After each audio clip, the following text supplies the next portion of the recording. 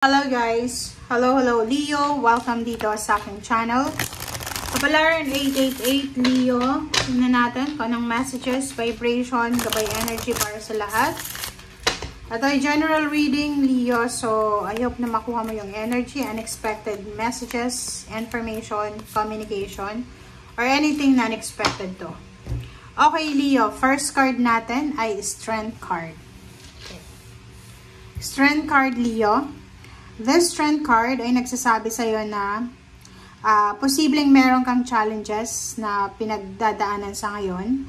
Sinasabi sa'yo na this challenge will make you stronger. So, kung ano man daw ito Leo yung pinagdadaanan mo sa ngayon, ito ay magdadala sa'yo ng strength or etong pagsubok na pinagdadaanan mo sa ngayon ay tutulungan ka niya para maging strong or para maging matatag. So, ano man itong pinagdadaanan mo, huwag kang mag-alala Leo kasi sinasabi na you will get through to the other side. Diba? So, ibig sabihin, mare-resolve mo tong mga issue na to, ma-accomplish mo yung mga dapat ma-accomplish, matatapos ito. So, pagdadaanan mo lang to. So, look for the gifts in the situation. So, ibig sabihin, hanapin natin yung strength sa kasalukuyang sitwasyon na meron tayo. Kailangan nating hanapin yung blessing sa bawat sitwasyon na pinagdadaanan natin. Okay? Okay, Leo.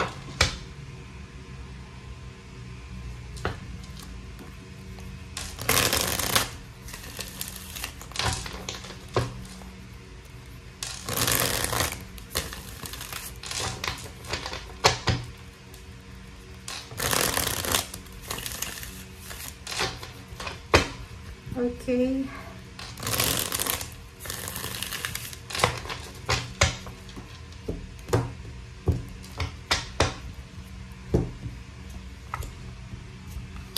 Okay, first two cards natin Leo is Ace of Swords and Three of Cups. So, kung makikita mo dito, for the month of May and June, isang napakagandang balita ang posibleng darating sa'yo. This good news ay involve yung relationship, money, career, financial, or even spiritual. So, sinasabi ng baraha, ihanda mo ang sarili mo, Leo, para sa 2 buwan na to. Kasi, may celebration, may rason kung bakit ka magiging masaya. Like, for example, birthday celebration ng kapamilya, wedding anniversaries, wedding, ano pa ba, graduation, retirement, or winnings, di ba? Parang, for example, kung may kapamilya ka, kilala ka na tumatakbo na kandidato, so pwedeng manalo siya. So, there's a reason, so much reason to celebrate sa buwan na to, ng 2 buwan. Okay?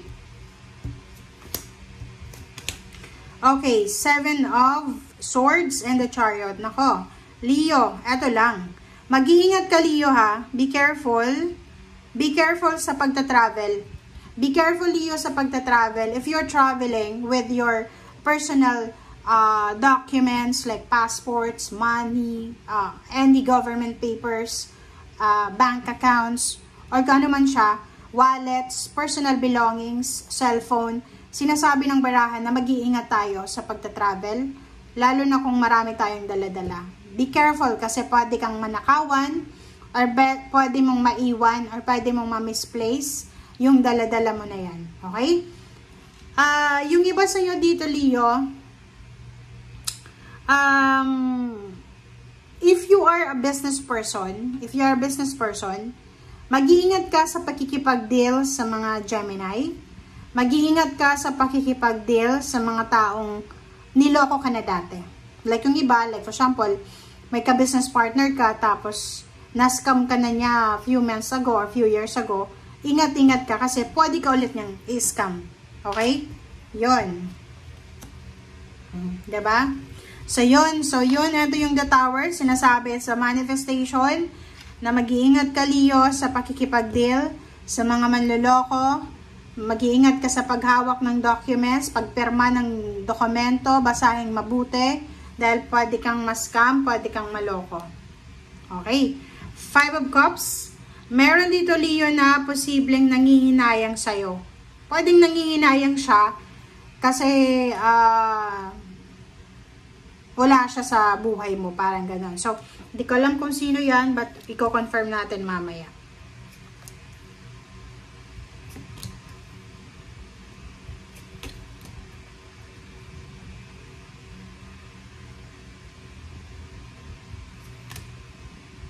Okay. So, dito Leo, sinasabi ng barahan na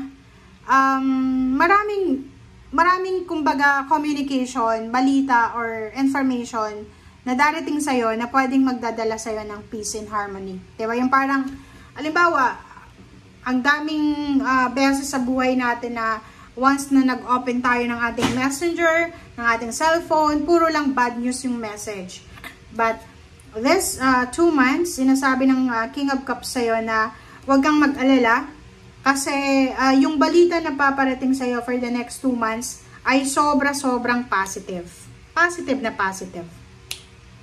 Nakikita natin dito na posibleng merong mga kasal, wedding anniversaries, yun nga, graduation, camaraderie, diba? Partnership and collaboration na mangyayari.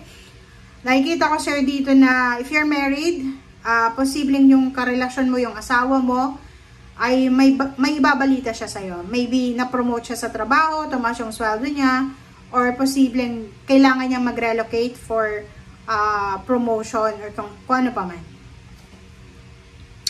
Okay, last card mo dito is number 3 is 3 of Swords and reverse, and then reverse din na the Hangman. So, sinasabi ng baraha sa'yo dito, Leo, na meron kang pinoprolong na emotion, negative emotions. Normal lang yun kasi tao ka lang. Meron kang mga pain and heartaches na, kumbaga, siguro may kaaway ka dati or meron kang hindi, yung misunderstanding siguro dati. Nagbati na kayo, okay na kayo, pero meron pa siya or meron ka pa na tinatago na grudges and resentments. Parang ganun. Like for example, yung asawa mo, may ginawa sa'yong hindi maganda, still, hanggang ngayon, meron pa yon na lamat. Parang ito, lamat siya. Okay? So, this month of May and June, sinasabi ng barahan na oras na para tapusin natin yung mga emotional burdens na yan. Kasi burdens yun eh. Ano bang naitutulong yan sa'yo? Yung pagdadala, yung baggages na yan, na dala-dala mo everyday, diba? Yung grudges, resentments na yan. Ano ba? Nagiging masaya ka ba? Ano ba? So, kailangan mong tanungin, Leo, yung sarili mo. If ano ba yung benefits na to? Bakit? Ano ba yung nakukuha ko ba? Kung palagi akong galit, kung palagi akong ganyan. So, kailangan mo nang, kumbaga, ma-realize na, yun, para hindi ka manghinayang, diba? Para hindi ka manghinayang. Kasi sayang yung oras eh. Hindi naman sa ano, pero everyday is precious siya. Blessing siya para sa atin. Na kailangan natin na i-treasure siya. So, kung puro hatred, puro negative yung nararamdaman mo, mahihirapan ka niyan. Diba? So, yun guys. Thank you for watching and see you again. Bye!